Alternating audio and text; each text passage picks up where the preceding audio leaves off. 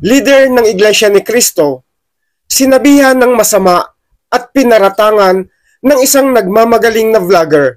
Nasaan yan yung peace rally na sinasabi ninyo? Halatang halata pamumuliti ka Maging dito kay, kay sino tong ng Iglesia ni Cristo? Si Eduardo. Isang maganda ka. Eduardo, Manalo, mukhang pera ka talagang di pa. Kung nakadirekta na sa ibang tao na may pakay ng pangungutya o pagpapahiya o panlalait o galit, maaari na itong maging krimen na unjust vexation o oral defamation. Dahil nga sa katatapos lamang na National Rally for Peace na inorganisa ng relihiyong Iglesia ni Cristo, ay sari-sari at iba't iba ang naging komento at opinyon ng mga kababayan natin, lalo na ng mga netizen. Kaya nga normal lamang na magkaroon ng mga netizen na sumusuporta at positibo ang pananaw sa isinagawang national rally. May mga kilalang personalidad din naman na nagpahayag ng katuwaan at pagsuporta. Subalit ang pagkakaroon ng negatibong pahayag at opinyon ng ibang nagmamasid at personalidad ay hindi na isang bagong bagay. Lalo na't lahat naman tayo ay may karapatan sa sarili nating opinyon.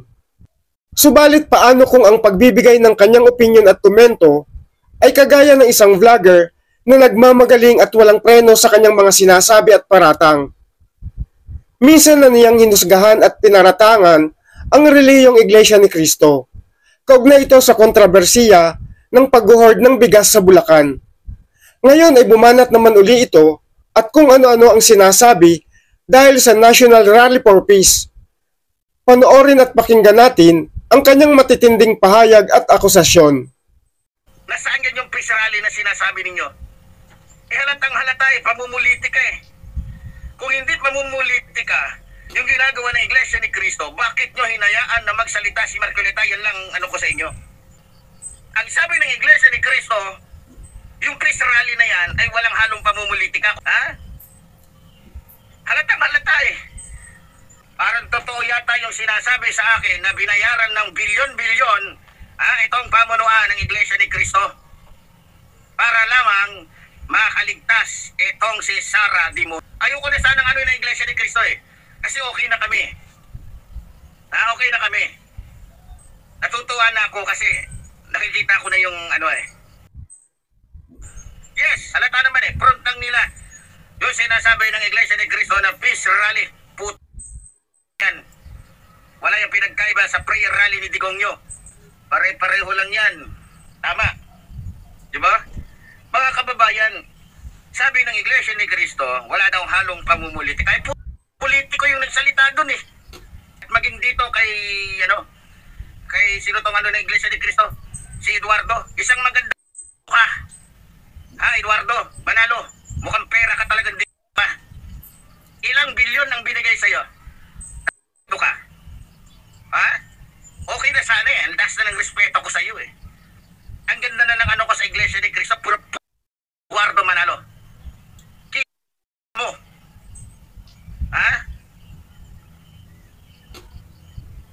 Anong pinag-usapan ninyo ni Marcoleta? Anong pinag-usapan ninyo ni Sara? Porkit ba kaibigan, kakampi ng mga Duterte si Marcoleta? Ayan, tinulungan nyo si Marcoleta. Sabi nyo walang pamumulitik ang pero pinagsalita nyo sa entablado, yung nakikita ko. Kapag ang mga membro ng Iglesia ni Cristo mayroong kapangyarihan sa ating bansa, sasakupin tayo ng Iglesia ni Cristo. Kawawa ang bansa natin pag nasakop tayo ng Iglesia ni Cristo o Iglesia ni Manalo. Hindi pala Iglesia ni Cristo yan. Ngayon ko lang napatunayan lalo na mali yung sinabi sa akin ng kaibigan ko ministro. Sabi niya Iglesia daw ni Cristo. Pero hindi na. Mas naniniwala na ako ngayon na Iglesia sila ni Manalo. Iglesia sila ng Alam natin na may kalayaan tayong magsalita at maipahayag ang sarili nating pananaw tungkol sa iba't ibang mga bagay, mga isyu na may kinalaman sa lipunan at mga pangyayari na nagaganap sa ating kapaligiran.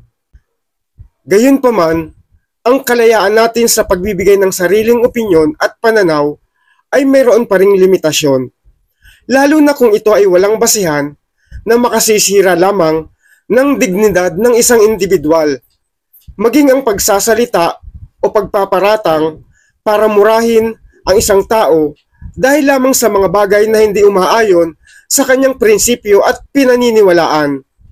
Ang pag-akusa ng walang katibayan, pagsasabi ng hindi maganda o pagmumura direkta sa isang tao ay isang labag sa batas at ito ay isang krimen. Narito ang pahayag ng isang abogado. Ngunit kung nakadirekta na sa ibang tao na may pakay ng pangungutya o pagpapahiya o panlalait o galit, maaari na itong maging krimen na unjust vexation o oral defamation. Kaya nga sa naging paratang at hindi magagandang sinabi patungkol sa tinutukoy na personalidad ng isang nagmamagaling na vlogger, ay posibleng maharap siya sa patong-patong na kaso. Kung matatandaan niyo pa mga kadrama, ang nangyari sa broadcaster na si Ginoong Montulfo na kung saan ay may mga hindi siya magandang sinabi tungkol sa Iglesia ni Cristo. Hindi ba't nagkaroon din siya ng patong-patong na kaso na isinampa sa iba't ibang korte sa bansa? Labis itong nakaapekto sa kanya bilang isang mamamahayag na sa dakong huli ay pinagsisihan din niya at nagtungo pa siya mismo sa INC office upang personal na makipag-usap. Bawat isa sa atin ay may kalayaang magpahayag ng opinyon at saloobin.